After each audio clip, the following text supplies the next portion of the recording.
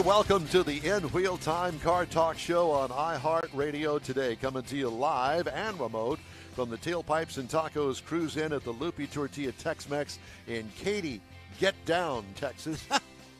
Coming up, more gas from today's cruise. Konrad has the popular This Week in Auto History, and we'll get you updated on the stories making car news this week. Howdy along with Mike out of this world Mars, King Konrad DeLong. We need more Jeff Zekin, David Ainsley. I'm Don Armstrong. Glad you could join us today, and along with all of our fellow car nuts out here in the parking lot, we thank you for coming out to celebrate a beautiful, soon-to-be a spring day. Yep. I think it's tomorrow morning is when spring officially starts. But at any rate, close enough. Yeah, we're close enough here. It is a stunningly beautiful morning, and we got really some nice rides out here, and a wide variety, I might add. We've got everything from a 2022 Cadillac CT5V Blackwing with the hood up over there, that Parked silver illegally. one. Parked illegally. To parked next to a 68 Barracuda. Yeah, and I don't know what year that rust bucket looking thing is over there, but I sure do like it. That's the in-wheel time machine. No, it's not. What is that? I didn't get it from the front. Is it a Model A? It's been chopped. It's cool Looks looking. like it's channeled It's a and rat chopped. rod. And It's a frame over as opposed to a frame under. Yeah, it's not a channel. So frame over suspension, that's how they lower it, as opposed to a frame it's under channeled. Right. suspension, which is what raises them up. There's a McLaren here. Mm-hmm. There's a Viper here. There are a couple of split bumper Camaros here. Well, over here is the yellow, the 30-something Ford pickup truck. And stands. and mention the Oldsmobile. Go ahead, Conrad. A 1972 Hurst Olds sunroof car, which is quite a rare car to have. Yeah. And that's owned by a guy I know who owns 3 Hurst Oldsmobiles, a 72 convertible, I think he might have a 72 spare ignition. sunroof, and I'm sure he does. Now, if you're wondering where this exactly is, it's out here in Katy. We are on the Grand Parkway, also known as Texas 99, about a mile south of I-10, the Katy Freeway. And this is the new format that Stan has come up with, and it's quarterly. And I think that you heard the commercial that just played a minute ago, that our next in-wheel time Loopy Tortilla. Remote. Yes. is going to be Father's Day weekend on Saturday. You're surrounded, you know. Yeah. All right, Surrounded Mr. by Morris. incompetence. Sorry. Yeah. Yeah. So, Interrupters.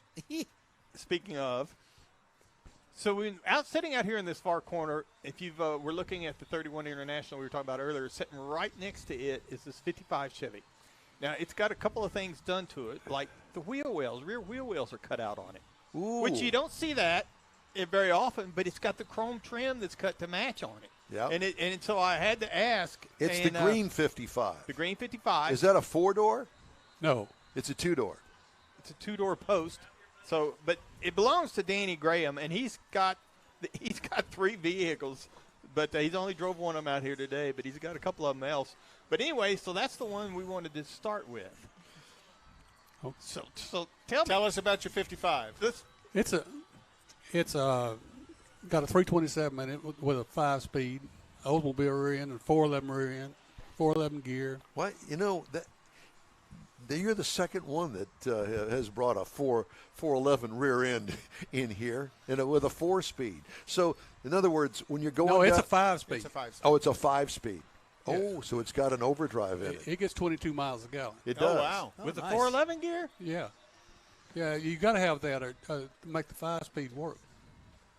Okay. With a small cubic inch motor. Uh-huh. How cool. So when you're doing 70 in 5th gear, 2200. Oh, that's not all? bad at all. That's not bad. That's, I do that with my 342s and a 3-speed automatic. Now, if you left it in 4th gear, what would it be doing? About 3,500. 3,500. So Starting it to drops hum at a little 1,000 bit there. RPM. Yeah. And have you done any work to the? How long have you had this car? A long time. Have you? Yeah. Don't tell me since 19. I don't know. I don't remember how long I've had it. A long time. A long time. Did you cut the rear? Yeah. Yeah, I cut the rear wheels out. So is that in homage of anything? Well, every drag racer car that we've ever back in our day, that's what you did. I'm an old drag racer, and I had to do that to keep from scraping. Yeah. Yeah, Pretty much. because they stick out right now. Yeah. I mean, it would be. Didn't you tell me there was the old Pro Mod car or something? No, it was old. They called it modified production. Modified production. That was a cross in between they ran the stock cars. Then the modified production was the gas cars were originally, when they first started the gas class, they had to be able to drive on the street. Okay. Well, then when they let them take the mufflers and everything off, then they put the modified production because the modified production cars they had to have the same. If it was a Chevrolet, it had to have a Chevrolet engine. If it's Ford, it had to have a Ford engine. That's the only difference between it and the gas car. And it had to have it had to have mufflers and headlights and all that stuff. Gas car. Basically, be street legal. Yeah. Are you a Houstonian? No, I'm. We were just talking. I grew up in Beaumont. Oh dear God! Here we go again. Did you drive over here? Oh, no, I live about 2 blocks from here. 2 blocks from here. There you Okay. go. Well, it's a Well, good now- place to have a show for you, then, isn't it? So, in other words, you turned the corner at some point in your life and left the Golden Triangle to I come got over here. grandkids over here. That's good. See, it's the grandkids that'll do it to you every time. So what color is that? It's Forrest Green. They come off a 64 Pontiac. Okay. Beautiful. Yeah, it's a great color that you don't see many of because it's got a good. I'm assuming it's a metallic, not a metal flake. Yeah, it's got a gold base in it. Yeah. You know, Puss Wilson's Renault Dauphine, that's the color it was when we took the entire suspension out from underneath the car when we hit that curb. Yeah, but I think that wasn't quite as pretty as that 55. No, but it was about the same color. Yeah. Yeah. Have you had it to the track? Yeah, in around 2011, I sold my race car, and I decided I was going to race this thing. And back then, Little River was a quarter-mile track, and we'd go up and race it. But I realized pretty quick that I drove it all the way to Kansas to the ham drags and drove it home and raced it. And I realized all I was doing was tearing up a pretty good car.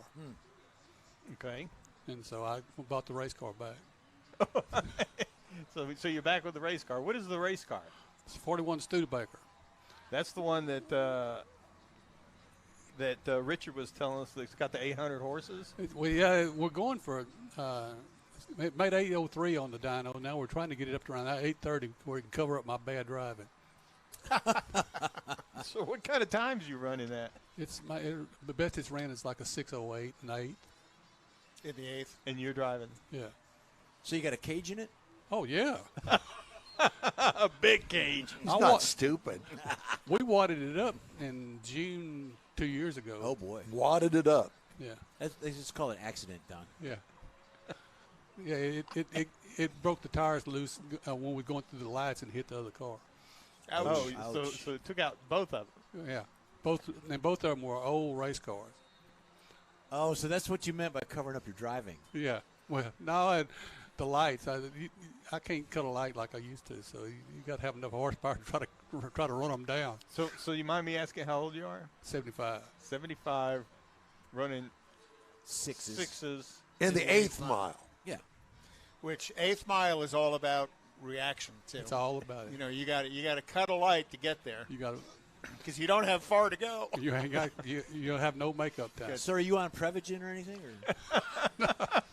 No, he takes Viagra to help his reaction time. It's a hard room. That's all I can tell you. Yeah. Oh my. So Okay. so what That's other one way to cars put it. have you got? I got a 32.5 window.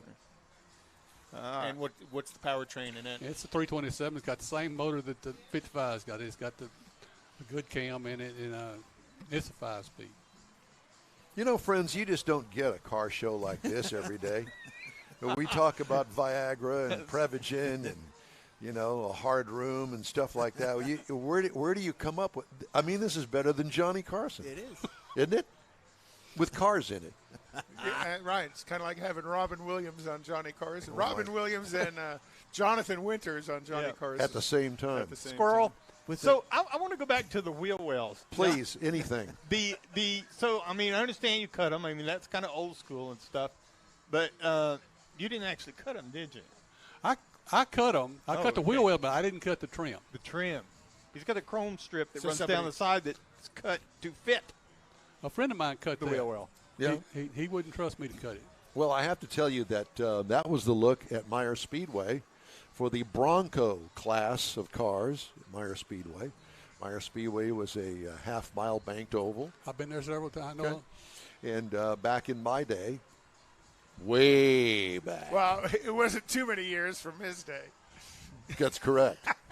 But Y'all that- may have been out there at the same time. But that's what Don was that's what they selling had. Coke. You had to Cokes. do it to the rear because the fender wells weren't tall enough to accept those great big huge tires. This is the only way to do it. Well, and they and in didn't really do today's the tubbing. world, you do that to a car, and these purists are going, "Oh my yeah. God, you can't do that to the car." But it's a they're- nostalgic look. It's Right. it's a the very it's all about nostalgic look. it's about the look. But they should have made 55 Chevrolets like that. They should have. Yes, I agree with you. I mean, to me, a 55 don't look right if the wheel wells ain't cut, or unless it's just got into Nomad, the wheel wells. Right. Are you in the Tri 5 club? No, I don't know why. I just had never done it. But well, he you know, hangs out with them. Biff can get Yeah. you going. You know Yeah. Biff, right? Mm-hmm. Yeah. Well, the only reason I say that is because, you know, with club membership, I'm sure that there are things that you could gain knowledge about other 55s. Or they could gain from you, Or, from yeah. your experience. I'll bet you that you'll probably be the only one in the club with the cut rear wheel wells. Probably so. Well, I mean, it is rare. It's just it's a look that you don't see anymore, but Well, you and I can relate to. Yeah, nowadays they'll butcher the entire inside of it to put the tubs in it and narrow the rear end and completely redo everything inside to avoid doing that. And to me, that just got a much better look on a 55. Absolutely. Yeah. I don't recall tubbing cars back in the day. Do you? We were That is a relatively new thing, I think. Yeah, I'd agree with we that. were doing it in the late 70s. Like I said, back in our day, Yeah. his and mine. Oh yeah, Shut up. I forget. Back in 27 years before my day. Man. Don't tell lies like that. 27 years. He was 12 or 13. Yeah. Well, there's a big difference there. So, at any rate, I'm just saying. I'd really love to see is one of those old Bronco cars, the way that they were set up to race back in the day. With wheel laid in. Pardon me? With, the way they laid the wheels Well, in. yeah, the front wheels are always laid in to get around the corner a lot quicker. There's a very unique color on a Corvette. You know, the way that race cars were set up back in the 60s is not the way that they're set up today. Well, back then, the tires weren't as good and the tracks aren't as good. Yeah, it was a different world. Right, a combination of things. Yeah. See, You may think that this is a racetrack that we're at today. It's not. It's not, but you know, when you got the horsepower, Kind of comes. And with they're it. not acting crazy. They're just doing short They're acceleration. just being loud. runs. Yes. yeah. They're But doing but that's part on-ramp of it. acceleration test. test. Now that's our version of your on-ramp acceleration test, Mr. You Mars. can actually smell the octane. You can. Yeah, they're running a little rich there. Yeah, it is. So, Any planned upgrades for your 55, or is it where it is and that's how you're going to keep it? well, when you got a race car, you don't have time to work on nothing else That's true. Nor money. or money. So it kind of just Is. it is what it is. So where do you run the race car today? Our home track is Little River. I race with a group out of the Carolinas called the Southeast Gassers. We make about 4 of their races a year, and we're gonna race in Shady Side, North Carolina, in a month or so. are you going to drive the car up there or trailer? Oh, trailer it. This car. No, No, the the race car. And your race car is what? It's a 41 Studebaker. We've established that. It was an old gas car. It was Straight axle? It's a straight axle car. It's got we have to have a straight axle. You got to have a ladder bars. You got to have a 60. We race on the 1967 rules. How cool is that? And it's got a mechanical fuel injection. Mechanical fuel injection. Wow. Now that's a skill, somebody to keep that That's running. a tuner car there. That, you gotta that know how to very do few that one. people probably are. Yep. We got 100. If everybody showed up at one time, we'd have 112 cars, and 4 of us have a mechanical fuel injection. You know, I only knew one person that could work on that. That was the brothers, Ken and Gary Neighbors. And they knew that mechanical fuel injection on a Corvette like the back of their hand. And I'm going, what? Oh, yeah. And it was like a big jigsaw puzzle, and they'd throw all us parts on there, put it on the car, and it worked just like that. Well, yeah, until the weather changes. Until the weather changes. It was truly amazing. And, you know, the way that thing works is at the time, it was state of the art. Yeah. But you look at that today and you're going, really? That's the way they did it? There's no other way to do it. Yeah. Yeah. Mine's a Kinsler, and it's I've always ran a Hilburn. In the last 2 or 3 years, I bought me a Kinsler, and it's a whole lot better engineered, but it's still a mechanical. Than the Hilburn? Yeah. Really? Well, Hilburns got sold, and they're not. They're not what they were. They're not what they were. But you could still find them. I mean, there were 1 million of them back in the day. Yeah, I got 2 or 3 of them at home. Yeah. Backups. Can you get parts for them? Oh yeah, you can get parts for them. But you don't like it as much as you like this. The Kinsler, they put bigger shafts and stuff in it, and the heat doesn't affect it as bad. Gotcha. And I guess that they've got like Teflon bushings in them. Well, the Kinsler's got little bearings in it. Bearings. Does it really? So they spent some money making sure it was durable, long-term durable. But the Kinslers, they use more of them in sprint cars.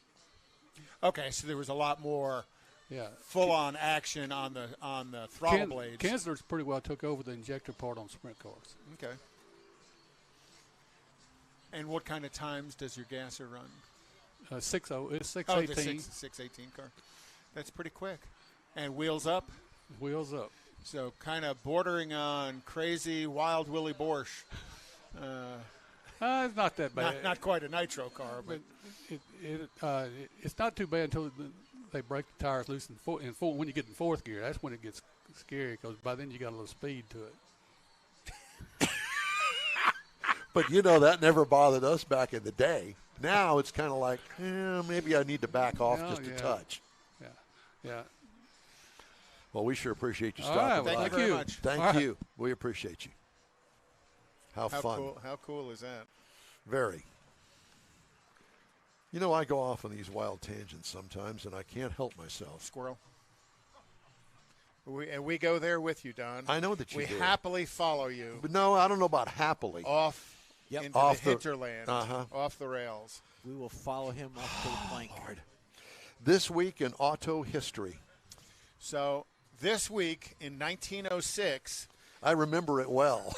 Charles Rolls and Henry Royce met, and they officially registered the name Rolls-Royce, and then then started the history of what Rolls-Royce has been today. Here's Frank. In 1952, Mercedes-Benz introduced the 300 SL to the press today. You know Today? No, in 1952. Oh. You know, the sleek rounded body, gull wing door, detachable steering wheel. Did you know that car from the factory had a detachable steering wheel? It was quite a buzz. It became a great race car as well and was quite successful as a race car, capturing victories at Le Mans and the German Grand Prix. Except the 300 SL, as wonderful of a car it is, also came to be known as the car that created the greatest tragedy in automotive racing. At the 1955 Le Mans, it crashed up into the gallery and killed 80 people. So Mercedes pulled out of racing for about 30 years after that. 30? And then in 1964, the very first Mustang rolled off the assembly line, and that very car has sold recently at auction for $5.5 million. So that under $3,000 Mustang you could have bought in 1964 turned into quite an investment. In 1969, Pontiac introduced the Trans Am. The Pontiac Trans Am was one of those stories that could only happen in the car world, brought to you by John DeLorean.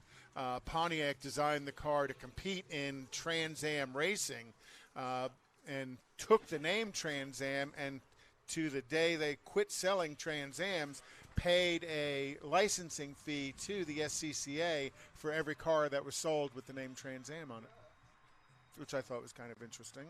In 1969, Walt Disney released the Love Bug, Herbie the Love Bug, directed by Robert Stevenson. Herbie was a lovable Volkswagen with a personality of its own. And then in 1968, the construction started on the north tunnel of the Eisenhower Johnson Memorial Tunnel on Interstate 70. You ever been through that? It's the one that goes over the mountain west of Denver. It's a long tunnel through on the interstate. I think I have once. You know, pretty cool little location. On one side is Denver, and on the other side is Steamboat Springs, kind of. And then in 1971, another very famous automotive movie, Vanishing Point, was released. Yep.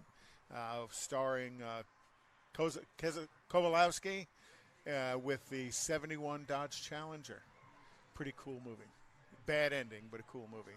In 1990, the Ford Explorer was introduced to the public, one of the first generation sport utility vehicles released by the Big Three, and the Ford Explorer quickly became one of the company's best-selling models.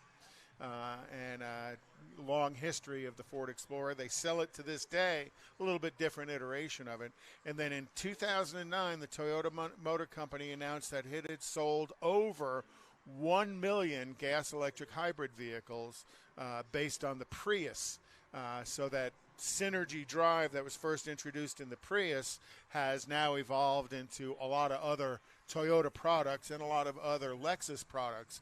But it was 13 years ago that Toyota had over 1 million of them on the road. So I have to tell you that of all of the hybrids that I have driven, it's probably one of the most unexciting cars. But you never ever hear of problems with that car. No. Ever.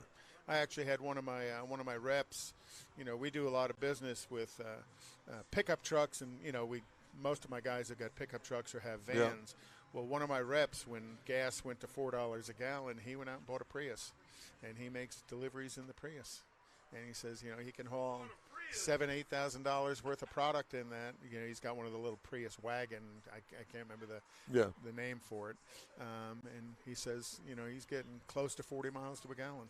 I mean, for us car guys, you think, oh, dear God, there goes a Prius. But to be honest with you, it's a great car. Very well thought out. I know somebody that actually has an older one.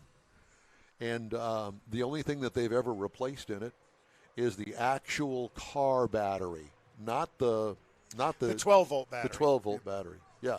And we're going to talk a little bit more about batteries in Konrad's Corner later.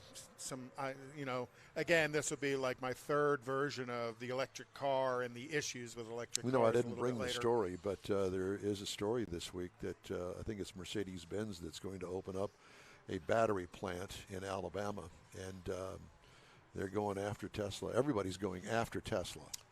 Good luck. I think that the Elon builds a fine car. He does. But with loyal customers. From what I am seeing, and I don't see a lot when it comes to electrics, because most of the major manufacturers are still they don't give you a lot of information on what they're doing. But let me tell you something.